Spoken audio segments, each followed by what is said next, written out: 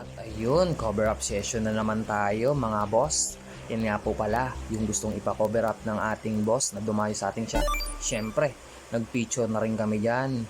Ayun tapos ayan nga po pala, siya rin po naging model ko last March 24 sa Amphitheater Malabon at naayos namin natapos ito. Iyan nga po ang ating final result sa ating ginawa. Syempre, pupunasan na natin yan. Ayun mga boss, nilagyan ko na rin pala ito ng freehand wind bar. Ganun din po ang wave sa kabilang side. Ayun, dahil yan po ang request ng ating boss.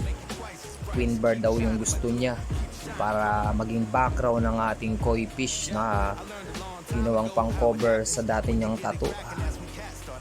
Pasintabi nga pala sa ating dating artist ng ating boss na gumawa ng dati niyang tattoo. Boss, pasintabi po muli at respeto sa iyo boss. Muli sa mga gusto pong magpatato, PM nyo lang po ako sa aking Facebook page, Darwin Sigismundo. Ayun maraming salamat pong muli sa ating boss na dumayo sa ating shop. Maraming salamat po at ito po ang The Freestyle Tattoo. God bless you all mga boss. Maraming salamat.